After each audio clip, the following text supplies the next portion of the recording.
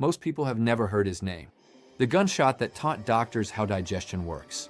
Yet nearly everything doctors know about how digestion works comes from one man, who never volunteered for science. This is the forgotten story of Alexis St. Alexis St. was born in 1802 in what is now Canada. As a young man, he worked as a voyager, traveling deep into remote regions, trading goods with indigenous communities. It was a hard but ordinary life, until one accident changed medicine forever. In June 1822, someone was handling a gun carelessly. The gun discharged. Alexis was shot in the abdomen at close range. He was rushed to a military medical post near Mackinac Island, Michigan, where he was treated by Dr. William Beaumont. Alexis was in critical condition. Beaumont did not expect him to survive, but he did. Alexis recovered. However, the wound never fully closed. A permanent opening remained, directly into his stomach. Food and liquid could be seen passing inside. To keep him alive, doctors fed him using what were then called nutritious enemas.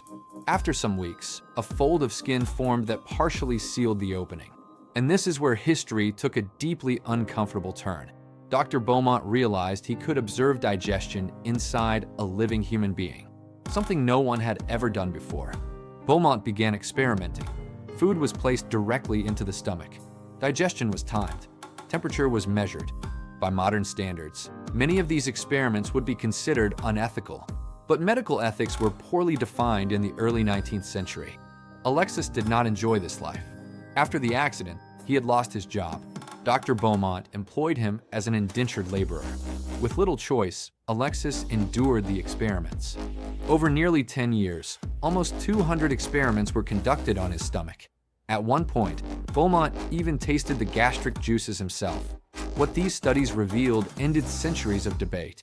For generations, scientists had argued how digestion worked. Some believed food was ground mechanically. Others believed it fermented or decayed. Some thought heat alone was responsible. Thanks to Alexis St. it became clear that digestion was a chemical process driven by acidic gastric juices. Eventually, Alexis had enough. He left Dr. Beaumont, returned to Canada, married, and lived a quiet life. Remarkably, he had 6 children and lived to the age of 78. Dr. Beaumont later published a book based on his observations. That book is considered the foundation of modern gastroenterology.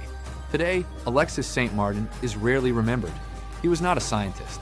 He was not a doctor. But through suffering and endurance, his body revealed how the human stomach works.